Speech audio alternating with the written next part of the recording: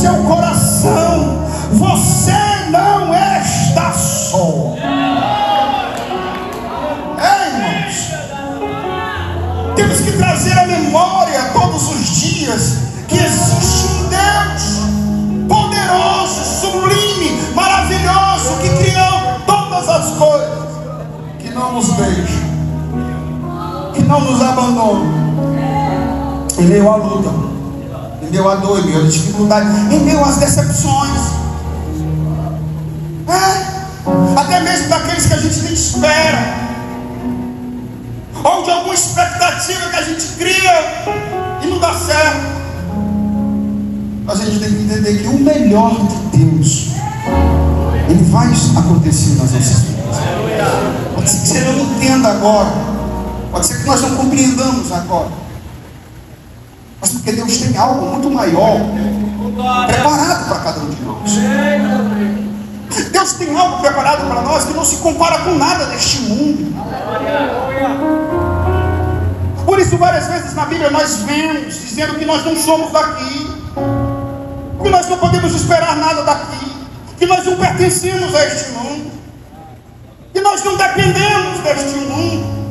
Várias passagens na palavra de Deus nos retratam isso. Essa luta que nós vivemos cada momento, daquilo que nós vemos e daquilo que nós não vemos, daquilo que está diante dos nossos olhos carnais, mas nós não conseguimos compreender, porque nós só iremos compreender através dos olhos espirituais. E é muito mais fácil hoje a vida desta geração e desta igreja que se levanta nesses últimos dias acreditar somente no que vê, deixar de buscar aquilo que é eterno, aquilo que não se vê, mas aquilo que dura, aquilo que não se acaba, aquilo que não se corrompe, aquilo que abraça, que o ferrugem não destrói, aquilo que não é passageiro. E Paulo, escrevendo à igreja em Colossenses, no capítulo 3, ele traz uma exortação a esta santidade e a este amor fraternal. Paulo chama a atenção daquela igreja para algo que é de extrema importância, e nós podemos fazer uma comparação para os dias de hoje. Esse texto ele é muito lindo, irmãos, e muito atual.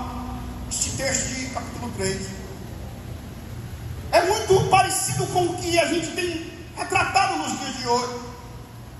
A igreja em Colosso era uma igreja que funcionava, era uma igreja ativa, era uma igreja que cumpria com alguns mandamentos, era a igreja que cumpria com o seu trabalho.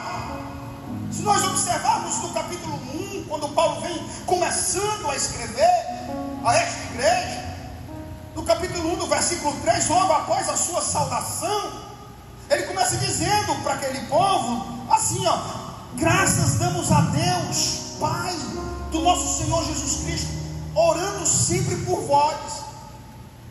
Paulo, ele tinha um compromisso com aquela igreja, porque ele conhecia, porque ele ouvia falar do trabalho daquela igreja. Hoje em dia nós ouvimos falar do trabalho das igrejas, nós entramos nas redes sociais, nós saímos nas ruas, nós vemos o nome do Senhor sendo evangelizado, a gente vê as pessoas falando de Jesus. E Paulo diz no versículo 4 do capítulo 1, dizendo assim: eu ouvi da vossa fé. Paulo diz, olha, eu ouvi da vossa fé. Paulo estava comparando aquela igreja como uma igreja que vivia na fé, que vivia através do amor, que ele diz assim, do amor que tendes por todos os santos. Paulo começa trazendo um elogio para aquela igreja. Ele diz, olha, eu não cesso de orar por vós e de pedir que sejam cheios do conhecimento, da sua vontade, de toda a sabedoria e da inteligência espiritual. Ele diz no versículo 9. Então Paulo começa trazendo a igreja em Colosso aquilo que ela é, retratando uma realidade da caminhada daquela igreja. Ele diz, olha, vocês acreditam na palavra, vocês creem em Deus. Ele diz assim, olha, vocês creem naqueles que nos tirou das potestades das trevas e nos transportou para o reino do Filho do seu amor. Versículo 13 ainda do capítulo 1. Paulo vem falando daquela igreja. Paulo vem compartilhando as coisas daquela igreja. No versículo 14 ele diz: em que temos a redenção pelo nosso sangue, a saber, a remissão dos nossos pecados. Aquela igreja tinha uma base do conhecimento da obra do Senhor Jesus. Ela havia sido ensinada, ela estava ali. Paulo não estava presente, mas ali havia um homem que representava Paulo, Epafratas, alguma coisa assim, me fugiu o nome. Mas ele tinha alguém lá que ministrava para ele, muito parecido com hoje, não. Muito parecido com os dias de hoje. Era uma igreja que era ministrada, era uma igreja que era ensinada. Estou feito ministro segundo a dispensação de Deus. Paulo falava para aquele povo. No capítulo de número 2, ele diz assim: olha, eu quero que vocês saibam o grande combate que tenho tido por vós. Paulo sabia, Paulo intercedia pelaquela igreja. Hoje nós temos pastores, hoje nós temos dirigentes de congregação, hoje nós temos líderes aqui, hoje nós temos irmãos que são intercessores, hoje nós temos pessoas que têm uma posição que intercede pela igreja, irmão. Você sabia que você que está sentado aí, tem pessoa que ora por você e você nem sabe? Tem pessoas que estão nas congregações que oram por nós e nós nem sabemos. Tem pessoas que estão dirigindo congregação, que se entregam pela congregação, que oram pela congregação, que choram de madrugada por vocês.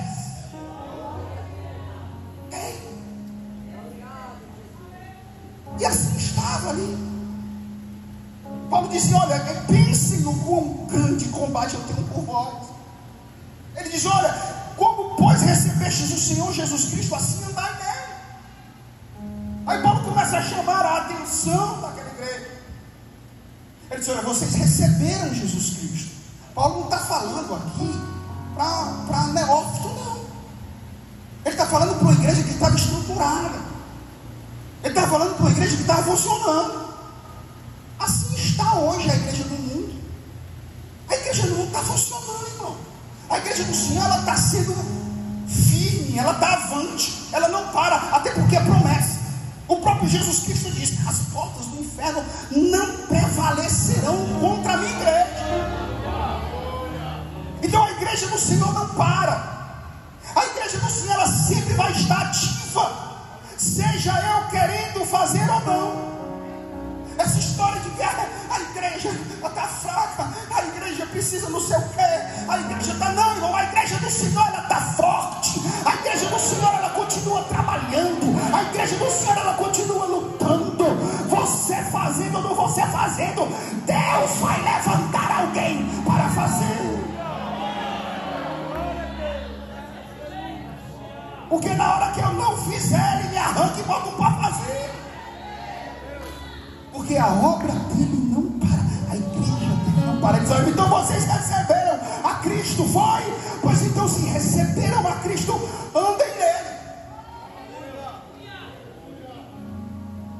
Essa é a grande luta. Esse é o grande problema. Tem gente que está dentro da igreja que se diz que recebeu Cristo, mas não anda com ele. Meu Deus! Era o que estava acontecendo lá. Se você receber o Cristo, pois ande nele, como arraigado, edificado, confirmados na fé, assim como fosse ensinado, façam. Quantos anos nós estamos aqui neste lugar, nesta igreja? Quantos anos existe essa igreja? Quantas pessoas já passaram por este púlpito ensinando a palavra, pregando a palavra, dizendo como tem que ser feito, como nós devemos andar, o que é que Jesus tem demonstrado, como Jesus tem caminhado, como Jesus tem feito. Você deve fazer também, e muitas vezes nós não fazemos. Não fazemos. E ele chama a atenção desta coisas. Andem como Jesus andou, façam como ele fez e estejam firmados no Senhor. Por isso eu disse no início: a nossa rocha, a nossa fortaleza, o nosso refúgio, a nossa segurança é em Cristo Jesus.